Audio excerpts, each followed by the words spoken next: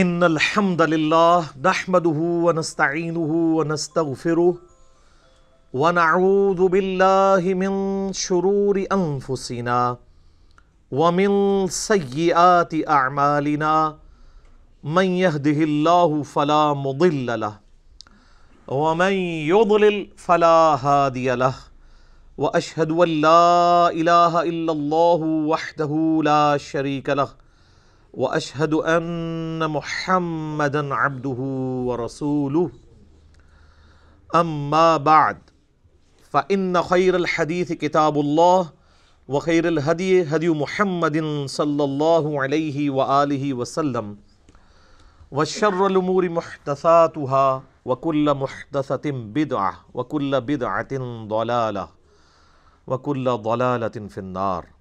اعوذ باللہ السمیع العلیم من الشیطان الرجیم بسم اللہ الرحمن الرحیم رب اشرح لی صدری ویسر لی امری واحلل عقدۃ من لسانی یفقہوا قولی.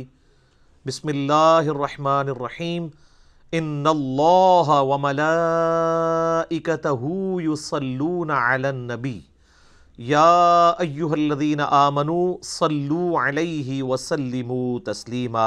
اللہم صلی علی محمد وعلی آل محمد کما صلیت علی ابراہیم وعلی آل ابراہیم انک حمید مجید. اللہم بارک علی محمد وعلی آل محمد کما بارکت علی ابراہیم وعلی آل ابراہیم انک حمید مجید. اللہم ربنا آتنا فی الدنیا حسنة وفی الآخرة حسنة وقنا عذاب النار آمین. ربنا آتنا من لدنک رحمة وہیئ لنا من امرنا رشدا. لا الہ الا انت سبحانک انی کنت من الظالمین. حسبنا اللہ ونعم الوکیل. یا حی یا قیوم برحمتک استغیث ولا حول ولا قوة الا باللہ العلی العظیم آمین. الحمدللہ آج 5 جنوری 2020 کو سنڈے کے دن قرآن کلاس نمبر 11 میں ہم سورۃ البقرہ کی آیت نمبر 27 سے آنورڈ سٹارٹ لیں گے. الحمدللہ ہماری یہ 2020 کی پہلی کلاس ہے آج. پچھلی دفعہ گفتگو کنکلوڈ ہوئی تھی آیت نمبر 26 کے اوپر، جس میں اللہ تعالیٰ نے قرآن حکیم پر اٹھائے جانے والے ایک اعتراض کو ایڈریس کیا تھا کہ لوگ قرآن پر یہ اعتراض کرتے ہیں، اس زمانے کے لوگ اور آج بھی جن لوگوں کے دماغ میں کیڑا ہے، کہ اللہ تعالیٰ نے جو قرآن حکیم میں مچھر کی یا مکڑی کی یا مکھی کی مثالیں جو بیان کی ہیں، تو اس سے مقصد کیا ہے؟ یہاں تو مچھر کا ذکر ہے، اس سے پہلے مکڑی اور مکھی کی مثال آ چکی تھی. مکڑی کے نام پہ تو پوری صورت ہے، سورۃ العنکبوت. کافروں کے ایمان کو مکڑی کے جالے سے تشبیہ دی گئی تھی. اور مکھی کی مثال آئی تھی سورہ الحج کے اندر، کہ جن لوگوں کو اللہ کے سوا یہ لوگ مشکل کشا سمجھ رہے ہیں، معبود سمجھ رہے ہیں، ان کی تو اتنی سکت بھی نہیں ہے کہ وہ مکھی اگر ان سے کوئی چیز لے کر اڑ جائے تو اس سے واپس لے سکیں. ایک مکھی بھی پیدا نہیں کر سکتے اور نہ مکھی کی چوری کردہ شے کو واپس لے سکتے ہیں. تو کافروں نے اعتراض کیا کہ اللہ تو اتنا بڑا ہے، اللہ تعالیٰ تو اتنا بڑا عالم ہے، تو وہ کیوں مثالیں ایسی بیان کرتا ہے چھوٹی چھوٹی؟ تو اس پہ اللہ تعالیٰ نے فرمایا تھا کہ اللہ تعالیٰ اس بات سے حیا محسوس نہیں کرتا کہ وہ مچھر یا اس سے بھی کسی حقیر چیز کی مثال بیان کرے، کیونکہ اللہ کا مقصد کسی کے اوپر علم کا روب ڈالنا نہیں ہے بلکہ بات کو سمجھانا ہے. اور پھر ساتھ ہی اللہ تعالیٰ نے ٹونٹ کے طور پہ یہ بات کی کہ یہ ہم اس لیے مثالیں بیان کر رہے ہیں کہ تاکہ اہل ایمان جو ہیں وہ تو اس کو قبول کر لیں گے، ان کے ایمان میں اضافہ ہوگا. اللہ تعالیٰ اس طرح کی مثالوں سے بہت سے لوگوں کو ہدایت دیتا ہے اور بہت سے لوگوں کو گمراہ کرتا ہے. اچھا، یہ آیت لوگوں نے پکڑی ہوئی ہے، یضل بہ کثیرا ویہدی بہ کثیرا. اور یہ قرآن نہیں پڑھنا چاہیے، قرآن پڑھ کے کوئی گمراہ بھی ہو سکتا ہے. جس کا یہ عقیدہ ہے کہ قرآن گمراہ کرنے والی کتاب ہے وہ تو کافر ہے، کیونکہ قرآن گمراہی کے لیے تو آئی نہیں ہے، یہ تو ہدی للناس ہے۔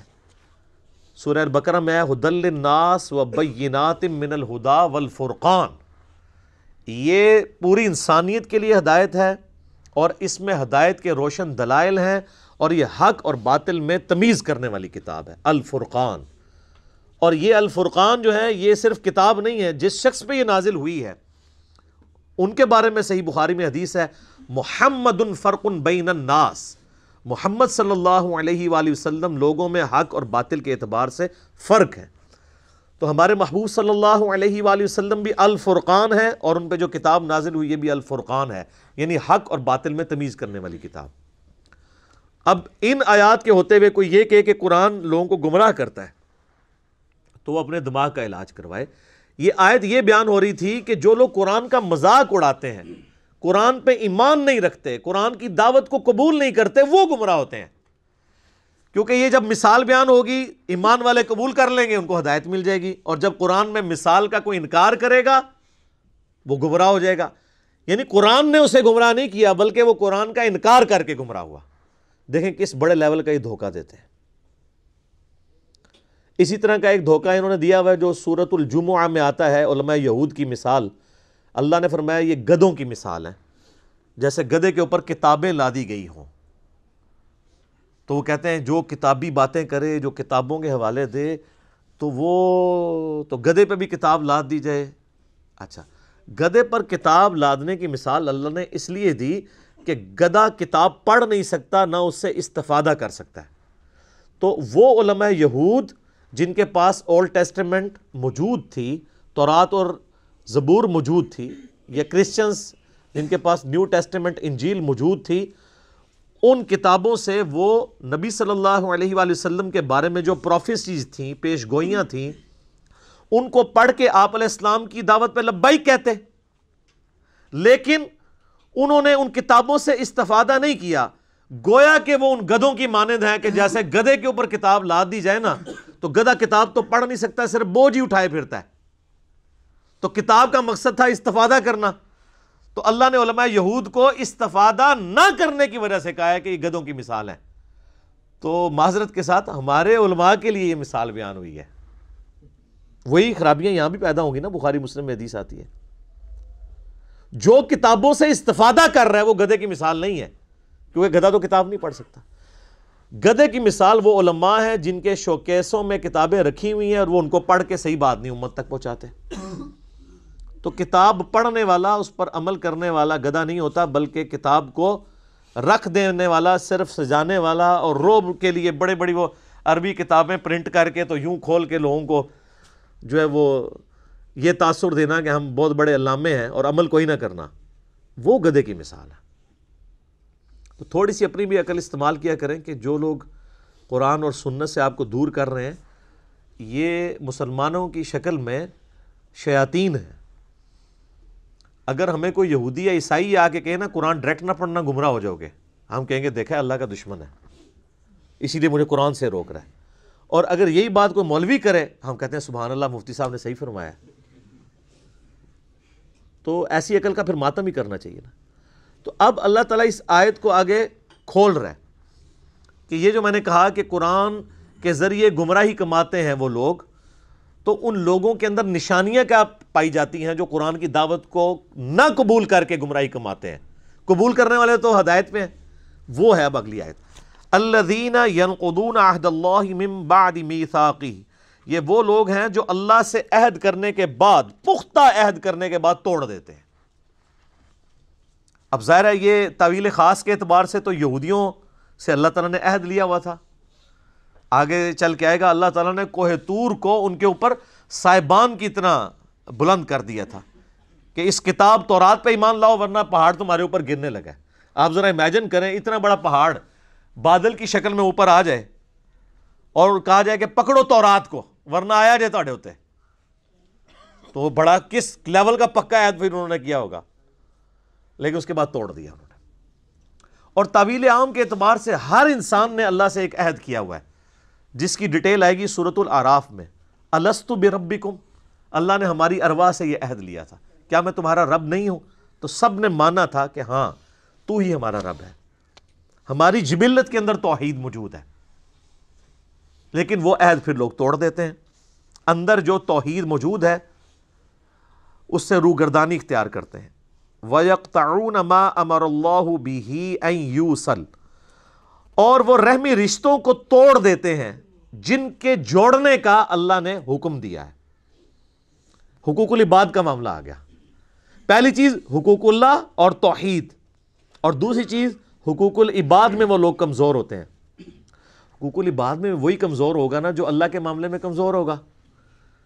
اگر اسے سورۃ النساء کی آیت پتہ ہوگی کہ جو لوگ یتیموں کا مال نہ حق ہڑپ کر رہے ہیں وہ اپنے پیٹ میں دوزخ کی آگ بھر رہے ہیں، جو آگ اس وقت تو ہمیں نہیں جلا رہی لیکن ڈورمنٹ پوزیشن میں ہے، آخرت کے اندر یہ ایکٹیو ہو جائے گی۔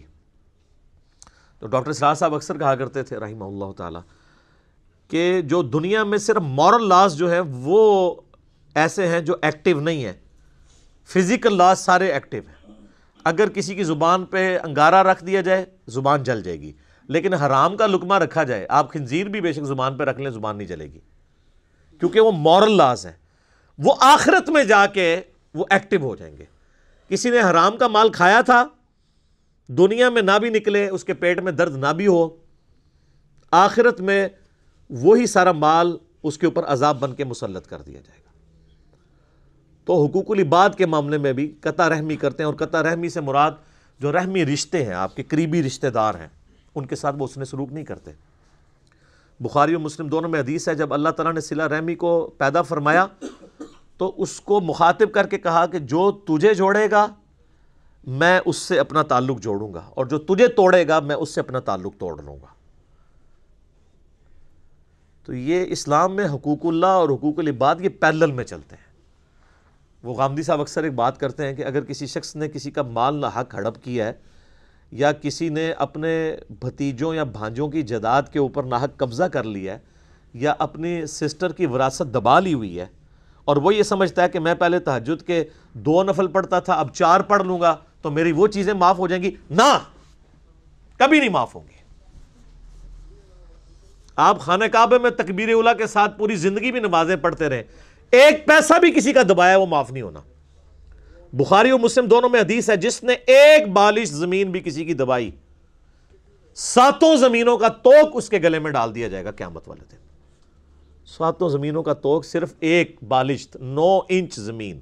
یہاں لوگ پورے مکان ہڑپ کر جاتے ہیں، پلاٹ ہڑپ کر جاتے ہیں لوگوں کے، اور وہ لوگ یہ سمجھتے ہیں کہ ہم 1 لاکھ بندوں کا دسترخوان چلا کے جو ہم نے لوگوں سے زبردستی زمینیں ہتھیائی ہیں اور اپنی ہاؤسنگ سکیمز بنائی ہوئی ہیں، یہ 1 لاکھ لوگوں کو روزانہ کھانا کھلانا، 1 ارب لوگوں کو بھی روزانہ کوئی کھانا کھلائے، اللہ کو فرق نہیں پڑتا۔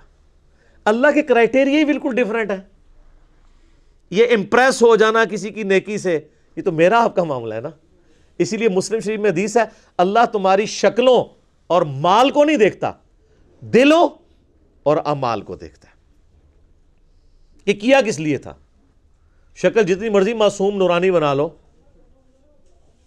مال جتنا مرضی اللہ کی راہ میں خرچ کر دو، اللہ نے تو یہ چیک کرنا ہے یہ کیا ہے، کس چکر میں کر رہا ہے۔ اور قرآن حکیم میں کم از کم 4 مقامات پہ یہ مضمون ریپیٹ ہوا ہے کہ جو اس قسم کے اعمال کرنے والے لوگ ہیں، اللہ فرماتا ہے قیامت والے دن ہم ان کے اعمال کی طرف بڑھیں گے اور ان کو بکھرا ہوا غبار کر دیں گے۔ جیسے کوئی ایک فٹ بال کی طرف بڑھتا ہے نا اور ٹھوکر مار کے پرے کرتا ہے، اللہ تعالیٰ فرماتا ہے ہم ایسے لوگوں کے اعمال کو ختم کر دیں گے۔ وہ اعمال تو ہے ہی نہیں تھے، وہ جن کاموں کے لیے وہ کیے گئے تھے وہ ان کو اجر مل چکا۔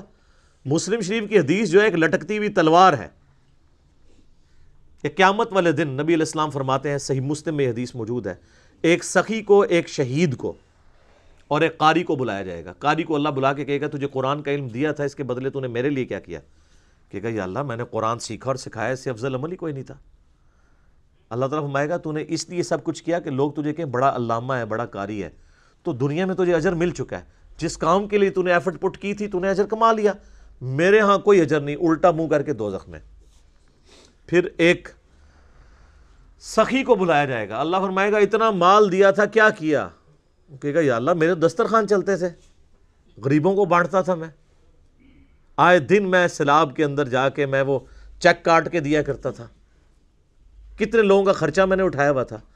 اللہ تعالیٰ فرمائے گا یہ تو نے سب کچھ اس لیے کہ کیا لوگ تجھے کہیں بڑا سخی ہے، بڑا اللہ کی راہ میں خرچ کرنے والا ہے، تو لوگوں نے خوب تیری تعریف کی ہے نا دنیا میں، تو بس یہی اجر تھا، میرے پاس کوئی اجر نہیں ہے تیرے لیے، الٹا منہ کر کے دوزخ میں۔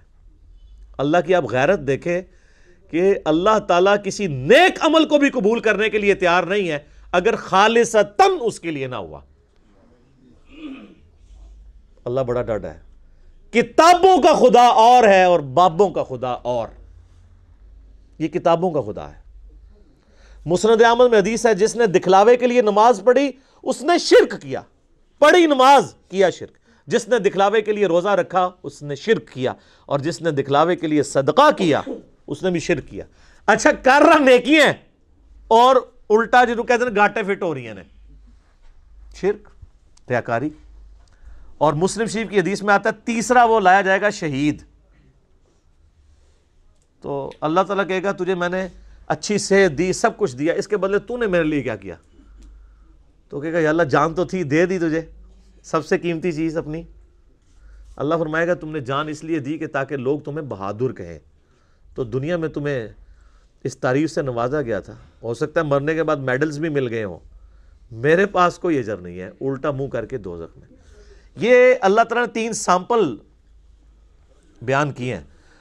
اس انسانیت میں نیک اعمال کے اعتبار سے اس سے بڑا کوئی عمل ہو سکتا ہے کہ کوئی شخص قرآن کا علم سکھاتا ہو، نمبر 2 اللہ نے دولت دی ہو، اللہ کی راہ میں خرچ کرتا ہو، اور نمبر 3 جان بھی اللہ کے لیے دے دے۔ یہ 3 سب سے بڑی نیکیاں ہو سکتی ہیں نا کائنات میں، تو تینوں کا آپ حشر دیکھ لیں تو باقی تو کسی کھاتے کے اندر ہی نہیں آتے۔ کوئی مجھے بتائے ان تینوں سے بڑی کوئی نیکی ہو سکتی ہے؟ بخاری میں حدیث ہے سب سے بہتر وہ جو قرآن سیکھے اور سکھائے۔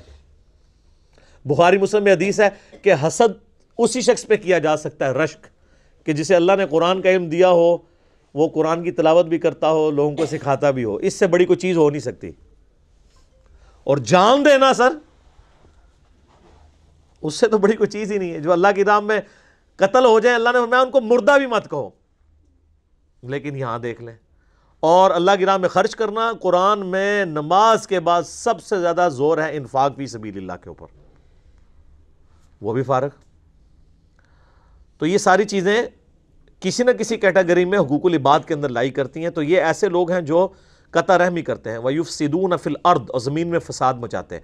فساد تو خود ہی ہو جائے گا نا، جب آپ کسی کی حق تلفی کریں گے تو وہ بڑا ہو کے خود کو حملہ آور ہی بنے گا نا، آپ کے اوپر بدلہ ہی لے گا نا آپ سے۔ جب آپ کسی کے ساتھ زیادتی کریں گے تو زمین میں فساد فی الارض تو ہوگا نا۔ یہ یاد رکھیے گا، معاشرہ 2 چیزوں پہ چلتا ہے، احترام جان پہ اور احترام مال پہ۔ جس معاشرے میں جان کی حفاظت نہ ہو اور مال کی حفاظت نہ ہو، وہ معاشرہ سٹیبل نہیں ہو سکتا، چاہے وہ جتنا مرضی بڑا مذہبی معاشرہ ہو۔ اور اگر معاشرہ بالکل لا مذہب ہو لیکن احترام جان اور احترام مال ہو، وہ معاشرہ چلے گا جو آپ دیکھ سکتے ہیں۔ یورپ اور امریکہ، کتنے لوگ سکون میں ہیں، آپ کے کتنے پرہیزگار لوگ بھی وہاں جا کے کہتے ہیں جی ہم نے تو وہاں دیکھا ہے جی ہر چیز طریقے سے چل رہی ہے۔ ہوتے وہ مسلمان ہیں لیکن وہاں کی تعریف کر رہے ہیں، کیوں؟ مذہب نہیں ہے لیکن احترام جان اور احترام مال ہے، عدلیہ آزاد ہے، ہر شخص کو حق ہے کہ وہ اپنا مقدمہ پیش کر سکتا ہے، کسی کی جرت نہیں ہے کہ وہ اپنے سٹیٹس کی بنیاد کے اوپر کسی کا حق غصب کر لے، کسی کو ایک تھپڑ بھی مار دے۔ سر یورپ اور امریکہ میں پولیس والا اگر کسی کو تھپڑ مار دینا تو پوری زندگی کی تنخواہیں جوڑ کے وہ جرمانہ نہیں ادا کر سکتا۔ یہاں سر عام پٹائی کرتے ہیں، کیونکہ جب تک جوڈیشری میں کیس پروف نہ ہو آپ کسی کو سزا نہیں دے سکتے، اور جب سزا بھی دیں گے تو اتنی دیں گے جتنی جوڈیشری ڈیفائن کرے گی۔ یہ تو نہیں ہے کہ پولیس والے لوگوں کو پکڑ رہے ہیں تو ساتھ مارنا بھی شروع کرتے ہیں، وہاں تو کوئی سوچ بھی نہیں سکتا۔ اولئک ھم الخاسرون، ایسے لوگ پھر خسارے میں ہیں۔ بڑی اہم آیت آ رہی ہے، آیت نمبر 28، کیف تکفرون باللہ، تم کیوں کر اللہ کا انکار کر سکتے ہو، کیسے کر سکتے ہو اس اللہ کا انکار؟ وَكُنْتُمْ أَمْوَاتًا فَأَحْيَاكُمْ، کہ تم مردہ تھے اس نے تمہیں زندہ کیا۔ ثُمَّ يُمِيتُكُمْ، پھر وہی تمہیں موت بھی دے گا۔ ثُمَّ يُحْيِيكُمْ، پھر تمہیں زندہ کر لے گا۔ ثُمَّ إِلَيْهِ تُرْجَعُونَ، اور پھر لوٹ کر تمہیں اسی کے پاس جانا ہے۔ اس آیت کے اندر 2 زندگیاں اور 2 موتوں کا ذکر آیا ہے جس سے ہر ذی روح کو گزرنا پڑتا ہے۔ اللہ تعالیٰ نے جب روحوں کو پیدا فرمایا، جسم تو بعد میں دیے گئے نا ان کو، جن سے روحوں سے عہد ہوا الستو بربکم، اس کے بعد انہیں ایک نیند سلا دیا، موت۔ وہ پہلی موت تھی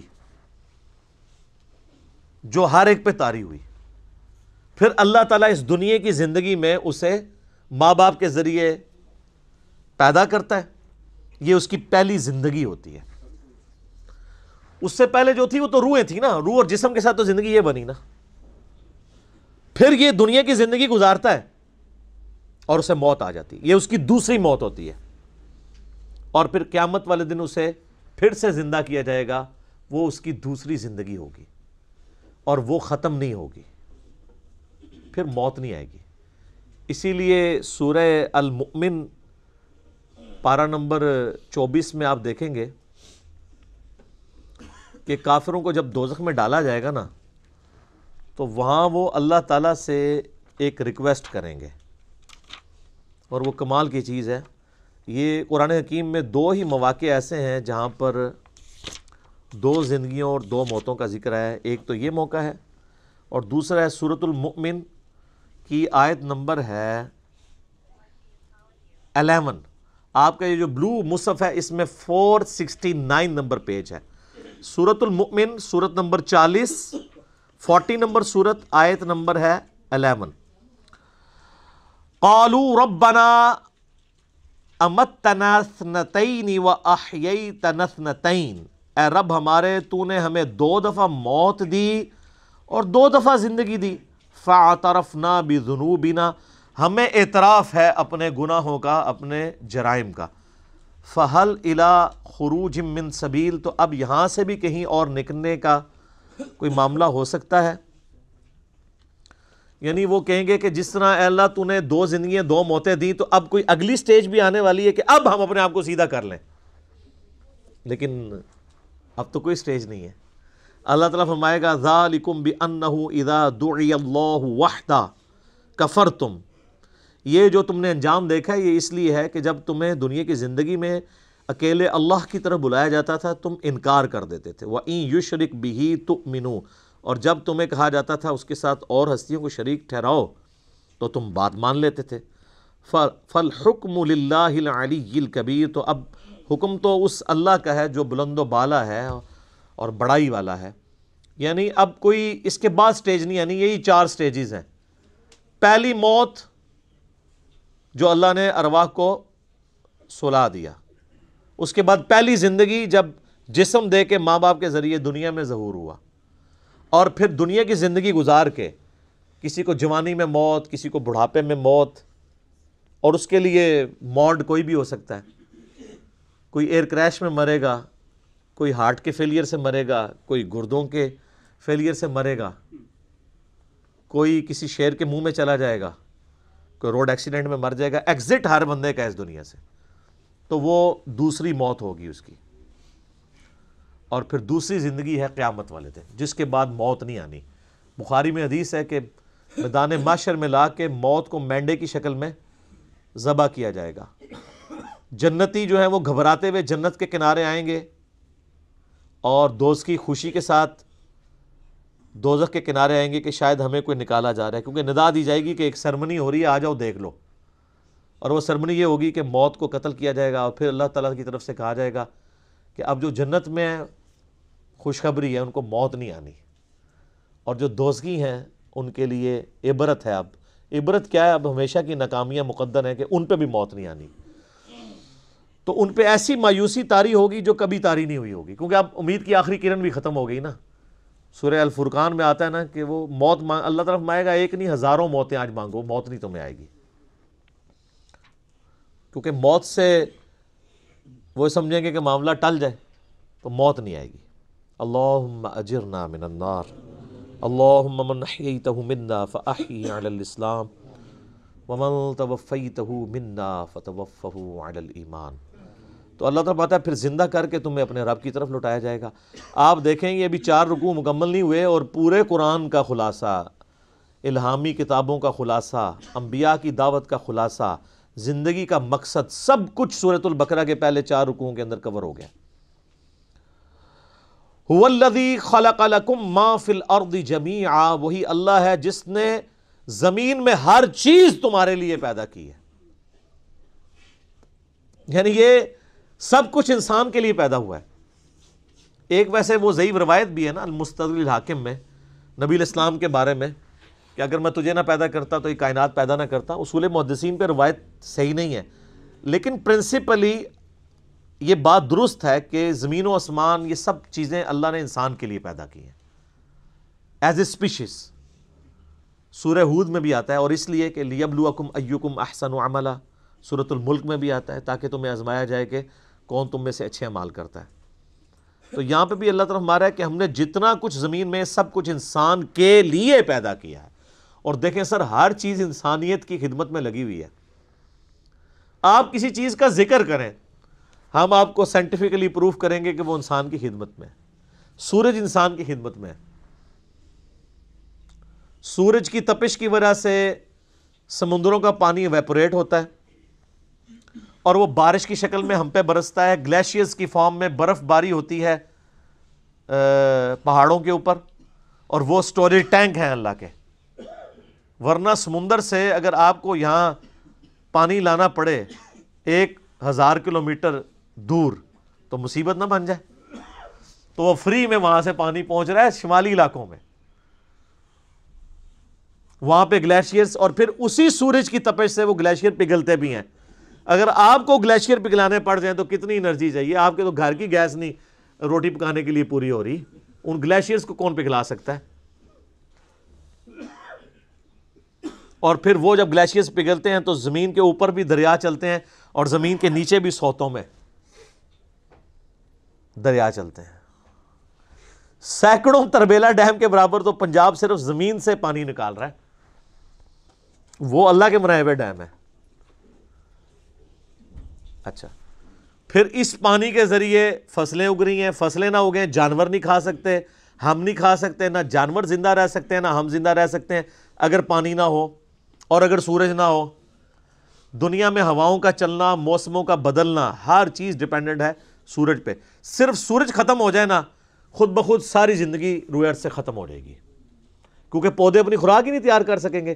جب پودے مر جائیں گے جانور بھی مر جائیں گے، تو انسان کیا کھائے گا؟ مٹی کھا کے زندہ رہ سکتا ہے؟ ختم۔ تو اللہ تمہارے زمین میں ہر چیز میں نے تمہارے لیے پیدا کی ہے، اور اس میں امپلائڈ ہے کہ تمہیں اپنے لیے پیدا کیا ہے۔ وہ آگے چل کے پھر دعوت آ جائے گی کہ یہ جو پریویلیجز ہی نہیں صرف دے دیے گئے ہیں کہ لو جی جناب یاشی کرو، نہیں، اس کے اگینسٹ میں کچھ ڈیمانڈ بھی کر رہا ہوں۔ سورہ ذاریات میں تو کھل کے مضمون ہے نا، وما خلقت الجن والانس الا لیعبدون۔ ہم نے جنوں اور انسانوں کو نہیں پیدا کیا سوائے اس لیے کہ وہ ہماری عبادت کریں، ہمیں مانے نہیں، صرف عبادت کریں۔ اور عبادت کا مطلب ہے اللہ کو ماننا اور اللہ کی ماننا، ٹوٹل اوبیڈینس۔ ثم استوى الى السماء، پھر اللہ تعالیٰ آسمان کی طرف متوجہ ہوا یا مستوی ہوا، فسواہن 7 سماوات، اور پھر آسمانوں کو 7 آسمان بنا دیا، وَهُوَ بِكُلِّ شَيْءٍ عَلِيمٌ، اور وہ ہر چیز کو اپنے علم کے ذریعے گھیرے ہوئے ہے۔ اب یہ پورا بریک اپ پھر آگے جا کے سورہ ہود میں، سورہ حامیم السجدہ میں آئے گا کہ 6 دنوں میں اللہ تعالیٰ نے جو ہے وہ زمین و آسمان کو پیدا فرمایا اور جتنے ریسورسز رکھے۔ اس کے اوپر میرا ایک کلپ بھی ریکارڈڈ ہے، یوٹیوب پہ اپلوڈڈ، آپ دیکھ سکتے ہیں۔ آج میں اس بحث میں نہیں پڑھوں گا۔ تو یہ جو استوا الی السماء ہے، ہم اس کو اللہ کے سپرد کرتے ہیں کہ جیسا کہ اس کی شان کے لائق ہے اس کا بلند ہونا، اس کی کیفیت میں ہم نہیں پڑھ سکتے، یہ متشابہات میں سے ہے۔ اب میرے بھائیوں، ہمارے ماں باپ کا ذکر خیر شروع ہوا چاہتا ہے یہاں سے۔ یہ ہے امپورٹنٹ رکوع۔ پہلے 3 رکوعوں میں تو اللہ تعالیٰ نے سب کچھ کور کیا۔ پہلے انسانیت کی جو 3 کیٹیگریز ہیں ان کو ایڈریس کیا، کون کون سی؟ مؤمن، کافر اور منافق۔ اور اس کے بعد قرآن حکیم کو اس اعتبار سے پیش کیا کہ کوئی کتاب ایسی پیش کر سکتے ہو تو پیش کرو، تم عاجز آ جاؤ گے، یہ اللہ کی طرف سے نازل ہوئی ہے۔ پھر اس کتاب کے اس کو بھیجنے والے نے اور ہمیں پیدا کرنے والے نے ہمیں کیوں پیدا کیا، اس کتاب کو بھیجنے کا مقصد کیا تھا۔ پھر بنیادی بات سے یعنی چیزوں کا آغاز کیا کہ اللہ تعالیٰ نے تمہیں زندگی دی ہے، 2 موتیں اور 2 زندگیاں، اور اس کے بعد زمین پہ اس نے تمہیں بسایا ہے، یہ میریکل پلانٹ تمہارے لیے بنایا ہے، یہاں پہ اللہ نے اس کو اس قابل بنایا کہ یہاں پہ تم زندہ رہو۔ اور یہ تو میں موٹی موٹی ابھی باتیں کر رہا ہوں نا، یہ تو 1 گھنٹہ بولا جا سکتا ہے۔ سائنٹسٹ اسے کہتے ہیں fine tuning, millions of fine tuning صرف روئے ارض کے اوپر ہیں، ملینز میں، کروڑوں کی تعداد میں۔ ان میں سے ایک فائن ٹیوننگ بھی ڈسٹرب ہو جائے نا، صرف سورج اور زمین کا فاصلہ ڈسٹرب ہو جائے نا، تب بھی یہ زمین پہ ساری مخلوقات تباہ و برباد ہو جائے، یا بہت سردی ہو جائے گی یا بہت گرمی ہو جائے گی، دونوں شکل میں یہاں پہ کوئی نہیں زندہ چیز رہ سکتی۔ پھر یہاں پہ پانی کی فزیکل پراپرٹیز، ہر پراپرٹی ایک فائن ٹیوننگ ہے، کیمیکل پراپرٹیز، فضا کے اندر آکسیجن اور نائٹروجن کی جو مقدار ہے، پھر آکسیجن کی اپنی پراپرٹیز، صرف آکسیجن ہی آپ ختم کر دیں سب کچھ ختم۔ تو یہ ہر ایک فائن ٹیوننگ ہے۔ میں نے اس کے اوپر ایک ویڈیو ریکارڈ کروائی تھی، مسئلہ نمبر 60، who is Allah in the light of latest scientific facts, Allah کون ہے جدید سائنسی حقائق کی روشنی میں۔ اب یہ چوتھا رکوع ہے جس میں اللہ تعالیٰ نے اس بنیادی بات سے شروع کیا ہے جہاں سے سارا انسانیت کا سلسلہ شروع ہوا تھا۔ آپ دیکھیں سورہ بقرہ جو ہے، اس کو شروع میں رکھنے کی اب آپ کو حکمت بھی کلیئر ہو رہی ہوگی۔ قرآن میں کوئی صورت اس قابل نہیں ہے سورہ بقرہ کے سوا کہ اسے قرآن کے آغاز میں رکھا جاتا، کیونکہ جب آپ کوئی کتاب کھولتے ہیں تو آپ کو تھوڑا ایک بلو پرنٹ تو کلیئر ہونا چاہیے کہ کتاب کیا کرنے جا رہی ہے، وہ سورہ بقرہ ہی ہے۔ اور اللہ کے پاس جو مصحف لوح محفوظ میں ہے، انسانیت کی پیدائش سے پہلے بھی وہ اسی ترتیب پہ ہے جو ترتیب ہمارے پاس اب موجود ہے، اگرچہ یہ ترتیب نزولی نہیں ہے لیکن ترتیب مصحف بل ہوا قرآن مجید فی لوح محفوظ یہی ہے۔ اب وہ ذکر آ رہا ہے وَإِذْ قَالَ رَبُّكَ لِلْمَلَائِكَةِ إِنِّي جَاعِلٌ فِي الْأَرْضِ خَلِيفَةً، اور وہ وقت یاد کرو جب اللہ تعالیٰ نے فرشتوں سے فرمایا کہ بے شک میں زمین میں ایک خلیفہ بنانے والا ہوں۔ بھائی خلیفہ کی ضرورت تو اس کو پڑتی ہے جسے موت آ جانی ہو کہ مرنے سے پہلے وہ اپنے لیے کسی کو نامزد کر دیتا ہے، میرے بعد یہ کام چلائے گا، یہ معنی بھی ہوتا ہے خلیفہ کا۔ لیکن خلیفہ کے لیے یہ ضروری نہیں ہے کہ جو اس کو خلیفہ بنا رہا ہے کہ وہ بھی مر چکا ہو۔ اس کو آپ دنیاوی مثال سے سمجھیں کہ جب یہاں پہ انگریزوں کی حکومت تھی نا، تو یہاں پہ وائسرائے ہوتے تھے جو آپ سمجھ لیں ایک پپٹ کنگ، ایک کٹ پتلی ایک جو ہے وہ کنگ کے طور پہ بیہیو کرتے تھے، ان کی اپنی کوئی مرضی نہیں ہوتی تھی، جو کچھ وہاں سے آتا تھا اس کو کرتے تھے۔ ویسے تو آج بھی کٹ پتلی ہی ہیں، اس وقت تو بہت زیادہ ہی تھے، وہ ملکہ کی طرف سے کنگ کی طرف سے جو آرڈر آتا تھا اس کو امپلیمنٹ کرتے تھے۔ تو وہ ایک طرح کے یہاں پہ خلیفہ ہوتے تھے کہ اس کا حکم یہاں پہ نافذ کرتے تھے، وہ بھی زندہ ہے اور نافذ کرنے والا بھی زندہ ہے۔ ان معنوں میں آپ بغیر ریزیمبلنس کے صرف اس مثال کو ذہن میں رکھتے ہوئے انسان کس طرح اللہ کا خلیفہ ہے کہ اللہ تعالیٰ نے انسان کو زمین پہ بھیجا ہے تاکہ جو اس کے احکامات ہیں نا ان کو یہاں پہ اسٹیبلش کرے۔ قرآن میں جگہ جگہ یہ بات آئے گی، اللہ چاہتا تو ایک آئینہ واحد میں سب کو ہدایت دے دیتا، لیکن اس نے یہ طریقہ اڈاپٹ نہیں کیا، انسان خود ہی اس معاملے کو لے کے چلے۔ ان معنوں میں انسان اللہ کا خلیفہ ہے۔ اچھا، اب جب خلیفہ ہے تو پھر ظاہر ہے کہ خلیفے کو ریسورسز بھی دینے چاہیے، اختیارات بھی دینے چاہیے۔ اگر اس کے پاس اختیار نہیں ہوگا، یہ تو اس کے پاس اختیار نہیں ہے کہ جس نے خلیفہ بنایا ہے اس کو پوچھ سکے، البتہ وہ جو کچھ امپلیمنٹ کروانا چاہ رہا ہے نیچے، اس کا اختیار تو وائسرائے کو ہوگا نا ان لمٹس کے اندر۔ تو اللہ تعالیٰ نے دیکھنا ہے انسان کو کیا اختیار دیا ہے، حق اور باطل کی تمیز دی ہے، اپنی مرضی سے معاملات کو چلتا ہے۔ چند ایک چیزیں اللہ نے اپنے پاس رکھی ہیں کہ اس کی کتنی زندگی ہونی ہے، اس نے کہاں پیدا ہونا ہے، اس کے ماں باپ کون ہونے ہیں۔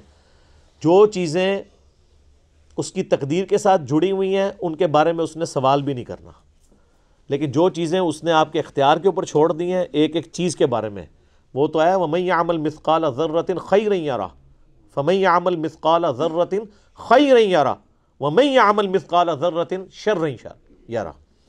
ذرے کے برابر بھی نیکی ہے وہ بھی پکڑی جائے گی کہ ہاں یہ ہے جی تولو اس کو، یہ بھی اس نے کی ہوئی ہے، اور ذرے کے برابر گناہ ہے وہ بھی نہیں چھپ سکے گا۔ اکثر لوگ پوچھتے ہیں نہیں وہ اللہ تعالیٰ چاہتا تو ہم نیک ہو جاتے، وہ تقدیر کے اوپر چیزوں کو ڈالتے ہیں۔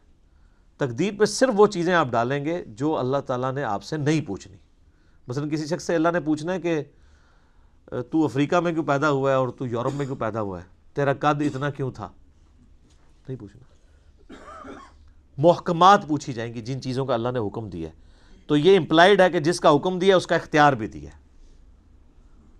ویسے کوئی انسان اپنے آپ کو دھوکہ دے، علیحدہ بات ہے، وہ کہتے ہیں نہیں شیطان نہیں نماز پڑھنے دیتا، تو میں اس کی مثال دیتا ہوں۔ آج اگر گورنمنٹ اناؤنسمنٹ کرے کہ جو فجر کی نماز تکبیر اللہ سے پڑھے گا تو 1,00,000 روپے کا چیک لے لے فی نماز، تو سارے دنیا کے شیاطین مل کے ایک بندے کی بھی فجر نہیں چھڑا سکتے۔ آپ جس کے بارے میں گمان کر سکتے ہیں کہ اٹھ ہی نہیں سکتا، وہ یہ جی شروع تو انجی ہے، یہ آنکھ ہی نہیں کھل دی، تکو جناب کس نے آنکھ کھل دی ہوتی، تو یہ اپنے آپ کو دھوکہ دے رہے ہیں۔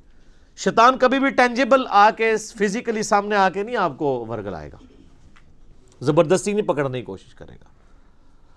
تو اللہ تعالیٰ نے زمین پہ انسان کو خلیفہ بنانے کا ارادہ کیا تو فرشتوں سے فرمایا، تو فرشتوں کی ظاہر ہے کہ اب فرشتوں سے اب بات کر رہے ہیں تو ظاہر ہے انہوں نے بھی آگے اپنی یعنی ایک ان پٹ دی، قالوا اتجعل فیہا من یفسد فیہا، ان نے کہا کہ اے اللہ تو ایسے کو زمین پہ خلیفہ بنانے لگا ہے جو اس میں فساد کرے گا، وَيَسْفِكُ الدِّمَاءَ، اور اس میں خون ریزی کرے گا۔ اچھا اب اس کے اوپر بڑی بحثیں ہوتی ہیں کہ یہ فرشتوں کو کیسے پتہ چل گیا۔ بعض لوگ تو فرشتوں کا علم غیب اس سے ثابت کر رہے ہیں، حالانکہ علم غیب کا تو کچا چٹا آگے کھل جائے گا۔ جب حضرت آدم کو اللہ نے چیزوں کے نام بتا دیے تو وہ ان کو کوئی نہیں آئے فرشتوں کو۔ یہ فرشتوں کی اسیسمنٹ تھی، اس لیے کہ فرشتوں کا یہ ماننا تھا کہ وہ اللہ ہی ہے، کہ جس کے پاس اختیار ہو تو وہ اپنے اختیار کو مس یوز نہیں کرے گا۔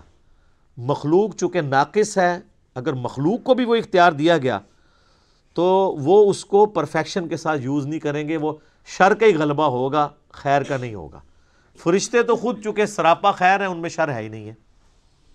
ایک یہ توجیہ ہے جو اصل توجیہ ہے، اور ایک توجیہ یہ بھی ہو سکتی ہے جس کو سپورٹ قرآن حکیم کسی حد تک کرتا ہے۔ سورۃ الحجر کے اندر آتا ہے کہ اللہ تعالیٰ نے جنوں کو انسانوں سے پہلے پیدا کیا تھا، اور جن بھی صاحب اختیار مخلوق ہے، اور جنات بھی آپس میں وہی حرکتیں کرتے تھے لڑنے مرنے والی، تو فرشتوں نے اسی پر قیاس کیا کہ جس طرح جنات کر رہے ہیں یہ بھی یہی کچھ کرے گا، اور ساتھ انہوں نے کہا وَنَحْنُ نُسَبِّحُ بِحَمْدِكَ، اور اے اللہ ہم تو تیری تسبیح تیری حمد کے ساتھ کر رہے ہیں، وَنُقَدِّسُ لَكَ، اور تیری پاکی بھی بیان کر رہے ہیں۔ یعنی اگر مقصد یہی ہے کہ تو نے اپنی عبادت کے لیے پیدا کرنا کسی مخلوق کو، تو ہم سے زیادہ کون عبادت کر رہا ہے؟ ہمارے ہوتے ہوئے کسی اور مخلوق کو کیوں پیدا کیا جا رہا ہے؟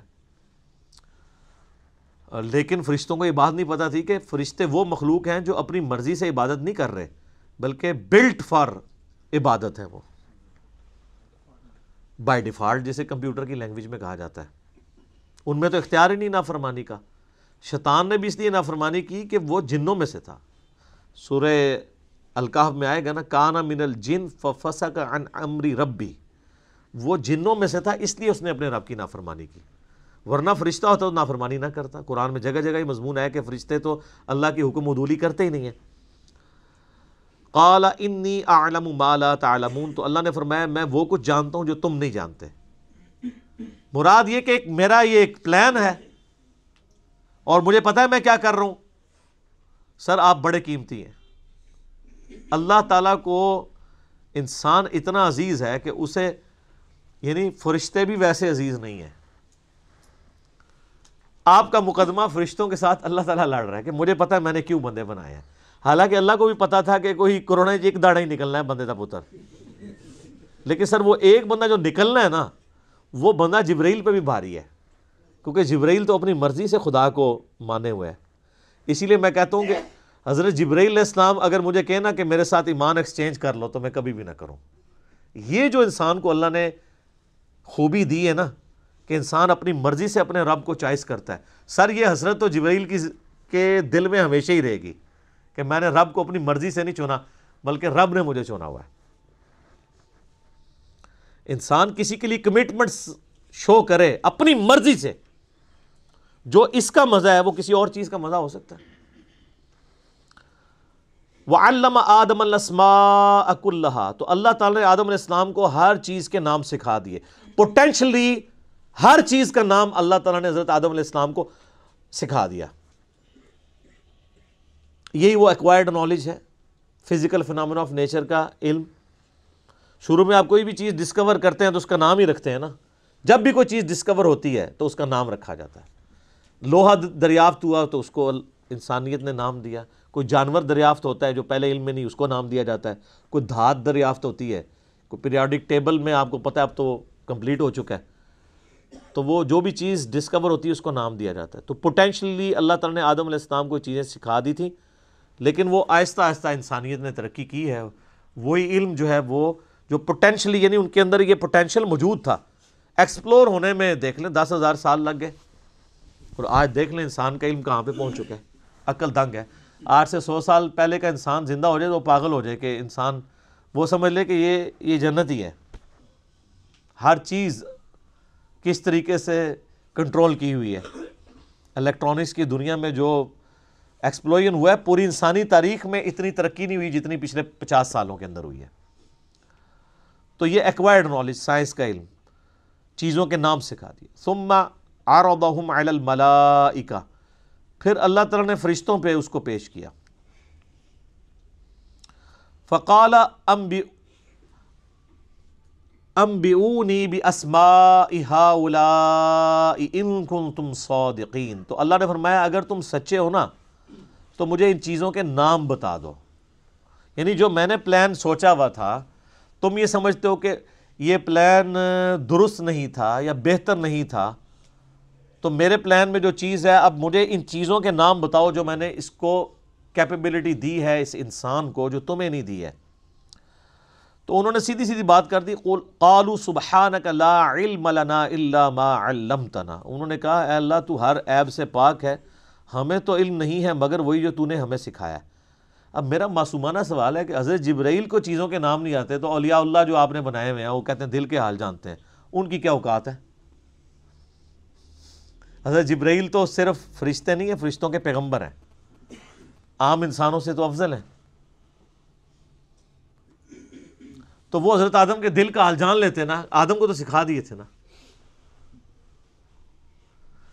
آدم کے تو دل میں وہ نام آ گئے تھے نا، تو جو دل کا حال پڑھ لیتے ہیں تو وہ کہتے ہیں یا اللہ ابھی پڑھ کے بتا دیتے ہیں۔ جب شیخ عبد القادر جیلانی دل کا حال پڑھ لیتے ہیں تو ہم تو فرشتے ہم نہیں پڑھ سکتے، ابھی آدم کا دل پڑھ کے آپ کو بتاتے ہیں کہ آپ نے کیا کچھ سکھایا ان کو، سب کچھ کہانی ہے۔ قرآن کے ہر صفحے پہ اتنی بڑی بڑی چپیڑیں ہیں سب کانٹیننٹ انڈیا، پاکستان اور بنگلہ دیش کے فرسودہ نظریات کے اوپر، اس لیے انہوں نے ایسے بالکل صحیح ٹوٹکہ آپ کو بتایا کہ قرآن پڑھنا نہیں ہے، اس کے سوا چارہ ہی کوئی نہیں ان کے پاس، یہ رسک لے بھی نہیں سکتے۔ ترجمے بھی صرف برکت کے لیے کیے ہیں، میں آپ کو صحیح بتا رہا ہوں۔ آپ بہار شریعت کھول کے دیکھیں، فقہ حنفی کا انسائکلوپیڈیا ہے نا اردو زبان کے اندر، مفتی امجد علی صاحب نے لکھا ہے، اعلیٰ حضرت احمد صاحب ریلوی صاحب کے خلیفہ ہیں۔ تو جب نماز کا چیپٹر شروع ہے نا، وہ ہر چیپٹر سے پہلے نا جو ٹاپک ڈسکس کرتے ہیں نا اس پہ احادیث لے کے آتے ہیں۔ طہارت کا چیپٹر ہوگا تو بخاری مسلم سے احادیث لے کے آئیں گے، وضو کے اوپر، غسل کے اوپر، ان ساری چیزوں کے اوپر۔ اسی طریقے سے حج کا چیپٹر آئے گا، احادیث لے کے آئیں گے۔ نماز کا جب چیپٹر آیا نا تو اس میں بھی حدیثیں لے کے آئے، لیکن حدیثیں کون سی کہ نماز پڑھنے سے گناہ معاف ہو جاتے ہیں، پتوں کی طرح جھڑ جاتے ہیں۔ اب آگے نماز کا طریقہ بھی تو لکھنا چاہیے تھا نا ان کو، تو وہ حدیثیں چھوڑ دی، باقی جتنی بخاری مسلم میں حدیثیں تھیں ساری ایک جگہ جمع کر دی، لیکن ضمیر تو ملامت کرتا ہے نا۔ تو اینڈ پہ جا کے لکھا کہ یہ احادیث ہم صرف برکت کے لیے لکھ رہے ہیں، رہا ان احادیث کی روشنی میں نماز کا طریقہ اخذ کرنا تو وہ ہمارا کام ہی نہیں، ہمارے بزرگوں نے بہت عرصہ پہلے یہ کام کر دیا، ہمیں اسے دوبارہ کرنے کی ضرورت نہیں ہے۔ وہ بزرگ جو بہت عرصہ پہلا کام کر کے گئے نا، وہ کام کر کے نہیں گئے، کام پا کے گئے نا۔ تو یہ اندھا تھا جب بخاری مسلم سے حدیثیں لکھ رہا تھا، اس کو نہیں پتا تھا کہ نماز کا طریقہ، جب تم فضائل لکھ رہے ہو نماز کا طریقہ بھی اسی بخاری مسلم سے لکھو نا، اور پھر بتاؤ کہ بزرگ کام ڈال کے گئے ہیں۔ تو اصول برکت کے لیے وہ کہتے، اس میں لکھا ہے کہ ہم یہ برکت کے لیے لکھ رہے ہیں، کوئی یہ نہ سمجھے کہ اس سے ہم نے نماز کا طریقہ اخذ کرنا ہے۔ تو قرآن بھی جو ترجمے ہوئے ہیں برکت کے لیے ہوئے ہیں، اس سے کوئی یہ نہ سمجھے کہ اس کو پڑھ کے اس پہ عمل بھی کرنا ہے۔ قالوا سبحانک لا علم لنا الا ما علمتنا، انہوں نے کہا اللہ تو پاک ہے، ہمیں تو بس اتنا ہی پتا ہے جتنا تو نے ہمیں سکھایا ہوا ہے، ہم تو دل کا حال نہیں کسی کا جان سکتے، علم غیب نہیں ہے۔ انک انت العلیم الحکیم، بے شک تو ہی ہے علم والا اور حکمت والا۔ پھر اللہ نے کہا قال یا آدم، اے آدم، انبئہم باسمائہم، ان کو ذرا بتا دو نا ان چیزوں کے نام۔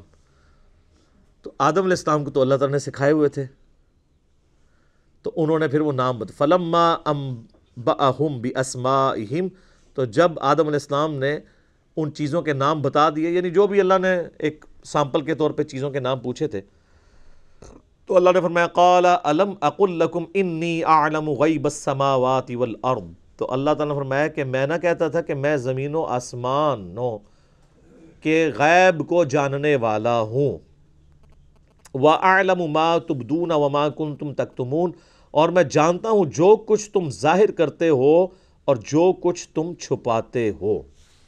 یہاں بھی علم غیب کا اللہ نے بتا دیا کہ غیب کا علم میرے پاس ہے، اور جتنا علم میں کسی کو سکھاؤں گا اس کو آئے گا، اور جس کو میں نے نہیں سکھایا ہوگا کسی کی کمپیٹنسی نہیں ہے کہ وہ حاصل کر سکے۔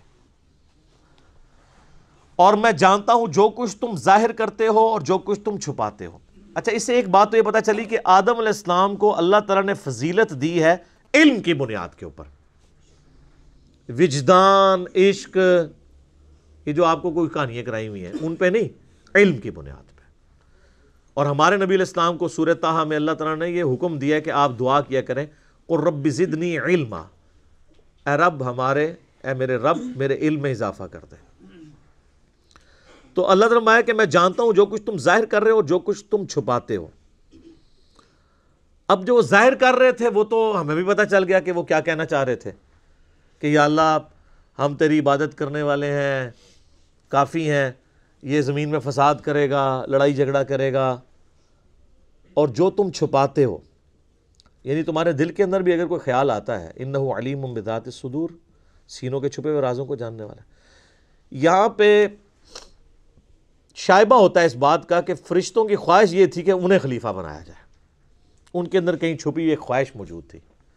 تو اللہ نے فرمایا کہ یہ جو کچھ تم کہہ رہے ہو نا، جو تم کہہ رہے ہو وہ بھی مجھے پتہ ہے، جو تمہارے اندر خواہش ہے نا وہ بھی مجھے پتہ ہے۔ اس میں یعنی ایک اشارہ ملتا ہے۔ ظاہر ہے وہ جو مقدمہ جس طرح لڑ رہے ہیں، اب وہ ڈائریکٹ تو نہیں کہہ سکتے تھے کہ یا اللہ ہمیں خلیفہ بنا دے، ظاہر ہے اللہ تو مالک ہے، تو مالک کے ساتھ گفتگو کرتے ہوئے ایک ڈیکورم کے اندر ہی اپنا میسج کنوے کیا جاتا ہے نا کہ یا اللہ اس کو بنا رہا ہے، یہ تو یہ ہے، یہ تو یہ ہے، اس میں تو یہ ہے، یہ ہے، تو مراد یہ ہے کہ اسی بھی ہیں، سانوں بھی کنسیڈر کرو۔ تو وہ اللہ نے فرمایا کہ جو تم ظاہر کر رہے ہو وہ مجھے پتہ ہے، جو تمہارے اندر ہے، جو تمہارے اندر اگر کوئی خواہش چھپی ہوئی ہے نا تو وہ بھی مجھے پتہ ہے۔ وَإِذْ قُلْنَا لِلْمَلَائِكَةِ اسْجُدُوا لِآدَمَ، اور جب ہم نے کہا فرشتوں سے کہ سجدہ کرو آدم کو، فَسَجَدُوا إِلَّا إِبْلِيسَ، تو سب سجدے میں گر پڑے سوائے ابلیس کے۔ ابلیس یعنی جو جیلس ہونے والا ہے، حسد کرنے والا۔ اچھا، یہاں پہ یہ حکم نہیں آیا کہ ہم نے فرشتوں اور ایک جن کو حکم دیا، یہ تغلیب کا قاعدہ ہے۔ قرآن میں 7 مقامات پہ قصہ آدم اور ابلیس آیا ہے، سورہ البقرہ میں بھی آیا ہے، اس کے بعد سورۃ الاعراف میں آئے گا، سورہ الکہف میں، سورہ بنی اسرائیل میں، سورہ طٰہٰ کے اندر، سورہ صاد کے اندر۔ لیکن ایک ہی موقع ہے قرآن میں جہاں پہ یہ بات آئی ہے کہ وہ جن تھا اس لیے سجدہ نہیں کیا۔ 6 مقامات پہ یہ پتہ ہی نہیں چلتا کہ فرشتوں کو حکم ہوا ہے تو ایک فرشتہ کیوں باغی ہو گیا ہے، جبکہ قرآن جگہ جگہ آتا ہے فرشتے باغی نہیں ہوتے۔ اس لیے میں کہتا ہوں قرآن کا ایک صفحہ بھی اگر آپ نکال دیں نا تو قرآن ہدایت کے لیے کافی نہیں ہوگا۔ اور وہ سورۃ الکہف میں ہے کان من الجن، وہ جنوں میں سے تھا، ففسق عن امر ربی، امر ربہ، اس لیے اس نے اپنے رب کی نافرمانی کی. اگر وہ فرشتہ ہوتا تو کبھی بھی نافرمانی نہ کرتا. وہ جنوں میں سے تھا. ابا واستکبر، وہ اکڑ گیا اور تکبر کیا، انکار کیا اس نے اور تکبر کیا. وکان من الکافرین، اور یوں وہ کافروں میں داخل ہو گیا. اور ایک ترجمہ یہ ہے کہ وہ ہے ہی کافر تھا. مراد یہ کہ اس کے اندر کی یہ جو تکبر تھا اس کو کھولنے کا سبب یہ واقعہ بنا، ورنہ وہ اندروں ہے ہی کچھ سی، اس پہ مشکل وقت نہیں آیا تھا. جس طرح معذرت کے ساتھ آپ دیکھتے ہیں ہمارے جو پولیٹیکل لیڈرز ہیں،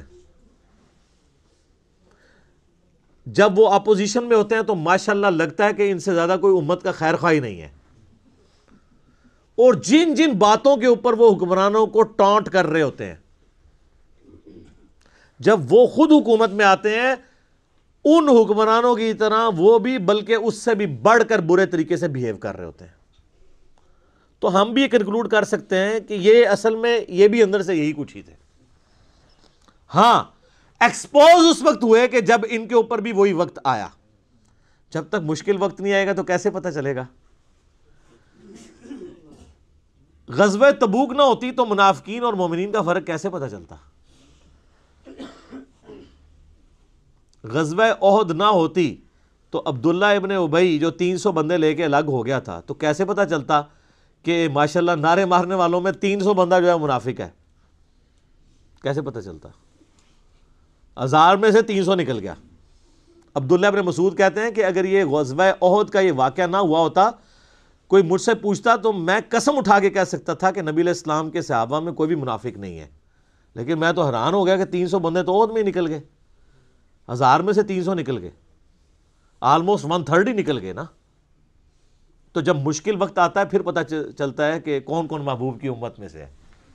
ویسے آپ کہہ لیں جتنا مرضی آپ نعرے مار لیں، اپنے املاک کو نقصان پہنچا لیں، بڑے بڑے بینرز لگا لیں، بہت آسان ہے. مشکل وقت میں پتہ چلتا ہے.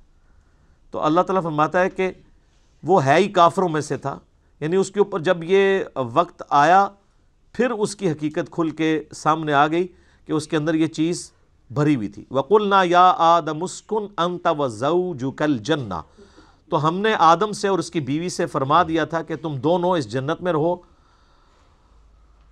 وَكُلَا مِنْهَا رَغَدًا حَيْثُ شِئْتُمَا، اور دونوں کھاؤ پیو جتنا چاہو یہاں پر، جتنا عرصہ چاہو یہاں پہ اس جنت میں رہو، لیکن ایک شرط کے ساتھ، وَلَا تَقْرَبَا هَٰذِهِ الشَّجَرَةَ، یہ ایک درخت ہے جس کے قریب نہیں تم نے جانا. فَتَكُونَ مِنَ الظَّالِمِينَ، اگر ایسا ہوا تو تم پھر حق تلفی کرنے والوں میں، ظالموں میں، اللہ تعالیٰ کے نافرمانوں میں شمار ہو جاؤ گے. اب بعض لوگ کہتے ہیں درخت کون سا تھا؟ وہ جڑا بھی ہوئے درخت تل کے فرق پہنتا ہے. اللہ تعالیٰ وہ درخت کی کوئی خوبی نہیں بتانا چاہ رہا کہ وہ درخت نے اینج کر کے کھینچ لیا سی. یہ بتانا چاہ رہا ہے کہ اللہ نے ایک سیمپل کے طور پہ ایک چھوٹا ٹیسٹ انسان کو گزارا کہ forbidden fruits are always sweet, منع کیے گئے پھل ہمیشہ میٹھے ہوتے ہیں.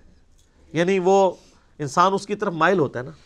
تو یہ انسانیت کا ایک ٹیسٹ تھا کہ دنیا میں، چونکہ اللہ نے تو پہلے ہی پلان کر دیا تھا کہ دنیا میں تو میں نے بھیجنا ہے، یہاں پہ انہوں نے رہنا ہے، تو ان کے لیے کچھ چیزیں ہوں گی جو میری طرف سے حکم ہوں گی یہ کرنی ہے، اور کچھ چیزیں ایسی ہوں گی جو منع کی گئی ہوں گی. اس کے لیے ایک چھوٹا سا آپ سمجھ لیں اینول ایگزامینیشن سے پہلے ایک چھوٹا سا ٹیسٹ سمجھ لیں.